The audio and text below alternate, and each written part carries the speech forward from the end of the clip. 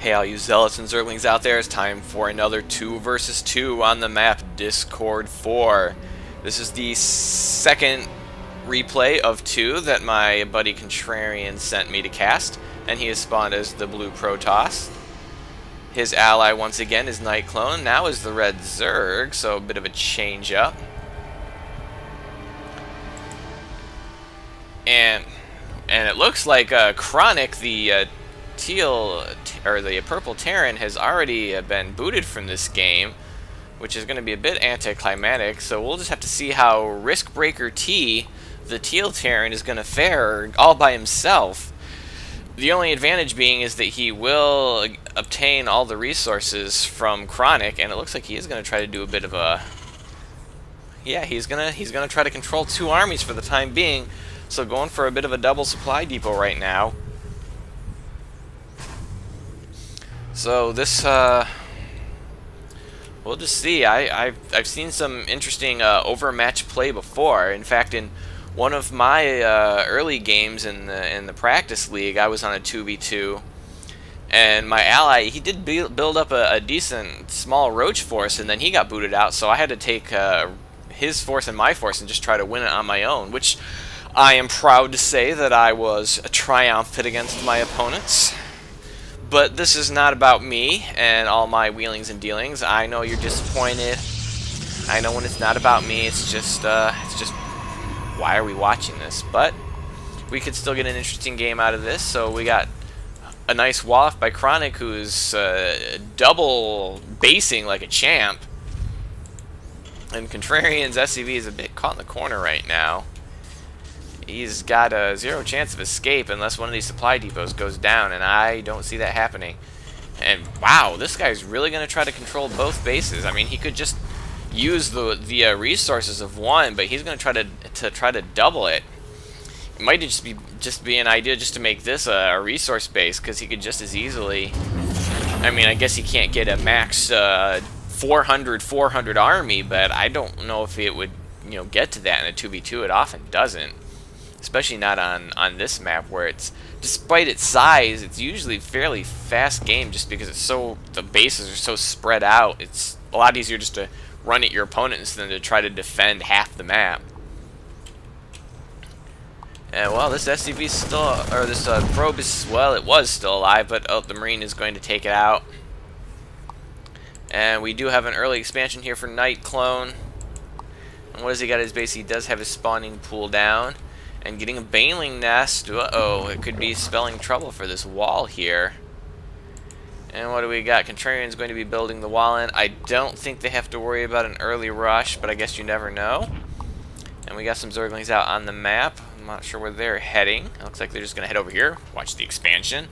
Oh, and it looks like Contrarian's going to be expanding himself. Guess they figure they got the luxury, or maybe they just want to expand.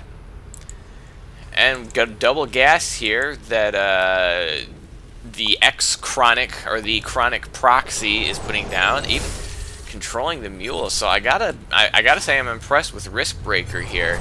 He is actually controlling 2 bases at once. I don't know if I've got that kind of APM. In fact, what kind of APM do we got going here? 42 APM for Riskbreaker, which isn't quite double his opponent's, but still, he's trying his hardest, and you gotta salute him for that, even if he is Terran. Not that there's any bias there whatsoever. So just building a Marine force right now. No add-ons yet for these bases, although he does have the gas for it. And going to be throwing down a factory. Maybe going to get some siege tanks, because he probably knows he's going to need some defense if he's going to hold off this lot. So just Zergling Stalker right now. He's getting an extra gateway. Chrono boosting out those warp gates. And can't get Baneling speed yet because he does not yet have a lair. Let's put on the production tab. He is getting Zergling speed. And we got Twilight Council here for Contrarian. Double factory. Wow, this guy is just determined to control 2 bases at once. All 4 barracks are operating right now. And it looks like he even has them hotkeyed. So you got, he could be doing something with that SCV. Oh wait, is he going to do something with that SCV? I guess not. So I guess he's doing a double 3 racks, which you can't really call it a 6-rack because it is technically 2 armies, so it is a double 3 racks. And we got a Zergling here, probably going to scout this expansion, but if he's going to try to... I would be impressed if he's going to try to take this expansion already. It looks like he's going to scout. There's a lot of Marines there. I don't think this Zergling's going to survive. Oh, he is going to get a scout in and get away, so he's going to see quite a bit. He's going to see the 4 barracks here. He is going to see the tech lab almost completing. He's not going to see the factories, though. And, ooh, reactor, so he's going to be going for some Hellions, apparently. And I believe, yeah, we did see this going. And now double starport, so he's just kind of just mirroring everything, which, when you got this much to keep track of, man, I guess you just kind of have to. And he's getting a combat shield, and nothing out of that tech lab first, so I guess he's going to care about his own units upgrades first. And Contrarian's expansion is up and running, and you know he's basically going 2 base against 4 base. Oh, and here are the Banelings, and what is he doing with those Banelings? He's just exercising those stubby little legs of theirs for the big fight scene. And he's getting his lair. I'd like him to get him that Baneling speed once he's got the lair done. And what do we got coming here for Contrarian? He's getting up 4 more warp gates in addition to the 2 that he already has. So that will be 6 gates. And he is researching Blink. So it looks like he's going for some Blink Stalkers. He's on 2 base. I'd almost like to see him. If he's not, I'd also like to see him get another couple of gateways or throw down maybe a Robo Bay or a Stargate or something. I really think he could support more production right here and have a much bigger army. He doesn't have a ton of resources, but he could be spending those. What we got here?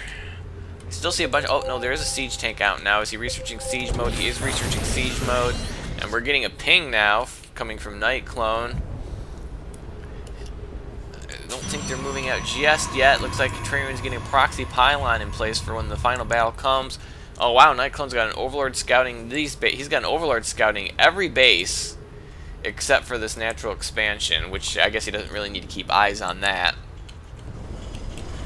And how's that siege mode? He really needs to get that siege mode done. Siege mode finishes, and now we got to get some siege tanks up, and we got to get this boy sieged.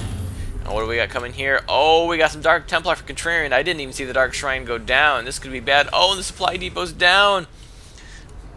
Oh, they've got their moment here. There's no base there. They have a moment. Oh, they're going to be able to walk right in. Don't attack the supply depot. Don't attack the supply depot. Oh, and he's going to walk right in. And it looks like they're going to be going right towards the mineral line. Oh, but we may have bigger problems right here. Is we got a ton of Zerglings here at the front of the base. And these Dark Templar are going to go right into the mineral line of the Chronic Proxy.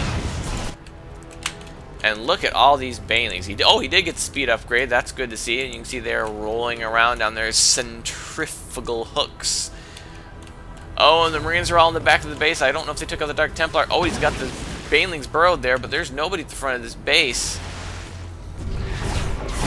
And the Dark Templar is still alive. I gotta keep an eye on these Banelings in case they do something awesome.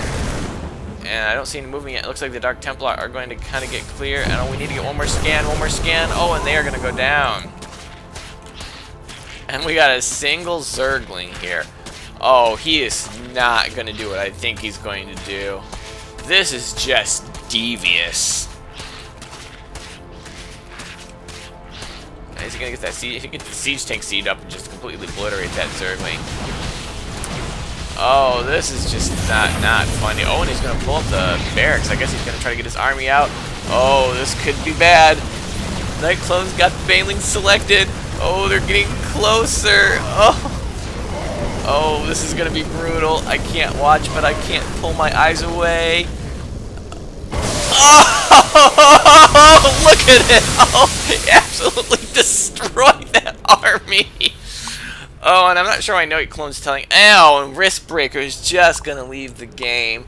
Not even going to give the GG, but Riskbreaker, I have got to salute you.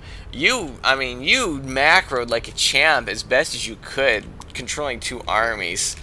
But, I mean, there wasn't much. I mean, they could have done just about anything. There wasn't much he was going to be able to do to hold it off because he was just outmatched, and I don't think he had the APM to be able to control 2 bases. But Wow, that was certainly an interesting ending. He just took out the entire army, still banelings to spare.